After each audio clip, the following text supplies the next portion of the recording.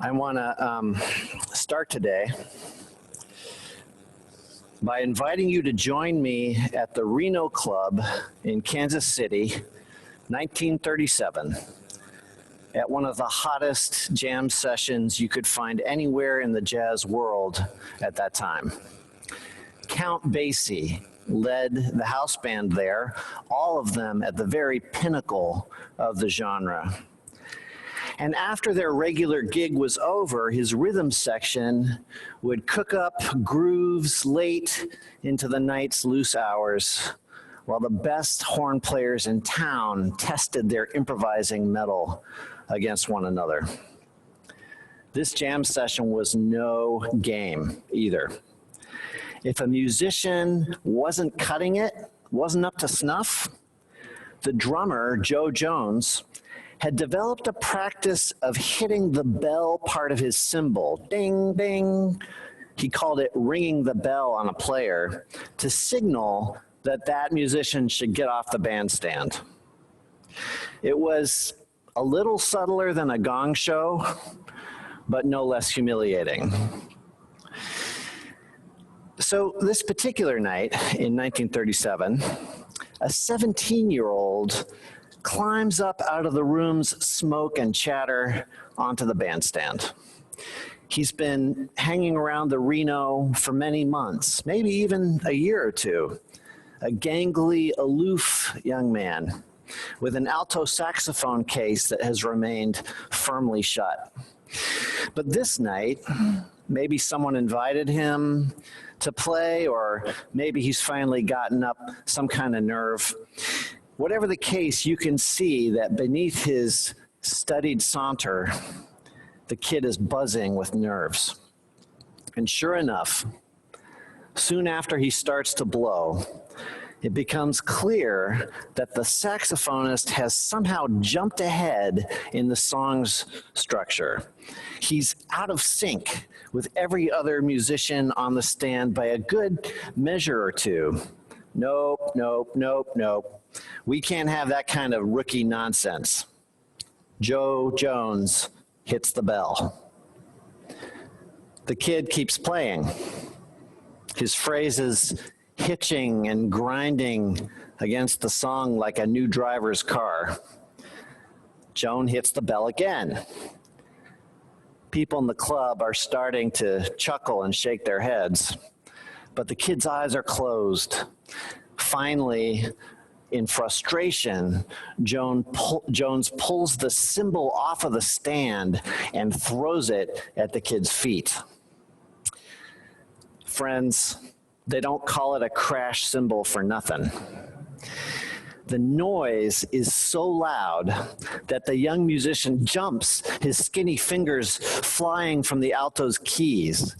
The entire club erupts into laughter. He looks at the cymbal on the floor blankly, and then with the dawning recognition of a person discovering a fresh bullet hole in his own side.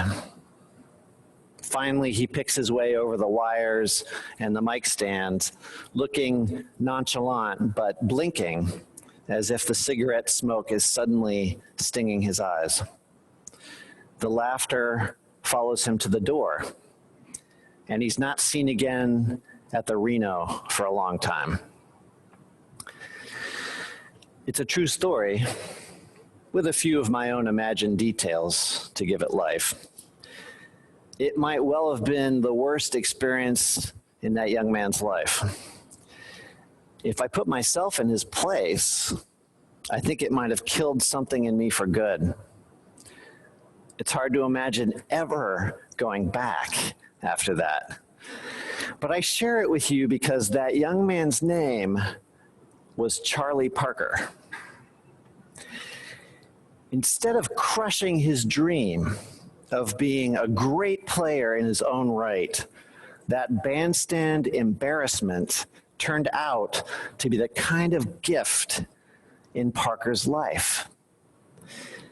It galvanized him to enter a period of furious practicing, sometimes 14 hours a day, until a year or so later, he re-entered the Kansas City scene, playing with such verve and brilliance that witnesses of the previous year's fiasco didn't even recognize him. And of course, Parker went on to absolutely revolutionize jazz, inventing bebop, the gateway through which every professional jazz player since must pass, and becoming perhaps the most towering innovator the music has ever known. Well, I'm not telling you this story simply to indulge in my love of jazz lore, although I admit that might be a piece of it. I'm telling it because on this particular Sunday, we're celebrating the Feast of the Holy Cross, for which our Church of the Holy Cross is named. And it seems to me that this mortifying event in the artistic career of one of the 20th century's greatest musicians illustrates something about why we call the cross holy. Execution on a cross in the first century Roman Empire was an experience designed to humiliate. It brought shame on the criminal and on his family and associates as well. It was certainly the worst thing the Jesus movement had experienced, the absolute end of the line. Because where can your movement go after Rome has degraded and snuffed out the very Messiah who is supposed to free you from Rome? And yet, in God's miraculous hands, the cross transformed from an instrument of irreplaceable loss to an unequaled gift, from a dead end to a way forward. It only took a few short centuries for the movement that seemed to have been ushered off the bandstand for good to be declaring God's reign of love and justice throughout the empire that had tried to ring its bell. Please don't get me wrong. My intention with this comparison between an embarrassing jam session and Jesus' death on the cross is not to aggrandize an artistic turning point to the level of salvation. I simply mean to point out that the gift God has given in the death and resurrection of Jesus is part of a divine pattern that shows up in many other ways, large and small. The experiences that may seem like the very worst ones in our lives have the potential to become the most valuable gifts God gives us. The divorce that forces us to find a new compassion for ourselves and others. The job loss that opens up time for us to tend to aging parents or to advocate for undocumented people. The bankruptcy that teaches us how little we need to have enough and how much we have to share.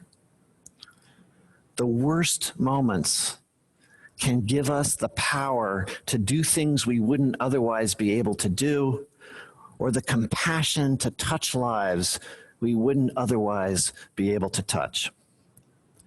I'm not trying to be a Pollyanna here. I'm not trying to hand you that shallow theology that takes immense loss and pain and says, oh, it's really all for the best. Not at all. I'm just saying that when hard and terrible experiences visit us, the story is not yet over. The story is not over. And because we cannot see its end, we don't know what tragedies will carry gifts inside them. And indeed, for that matter, what triumphs may eventually ring hollow. The ancient root for the word holy literally refers to wholeness, to being intact and unbroken. So we don't call the cross holy because we think torture and execution are good. We call it holy because we are committing ourselves to this audacious claim that God can turn even the most horrific and disheartening events towards healing.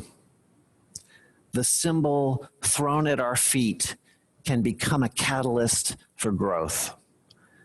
The torture instrument that breaks bodies can become a vessel for wholeness. God can rise again in ways that you and I cannot imagine. Just wait and see. Amen.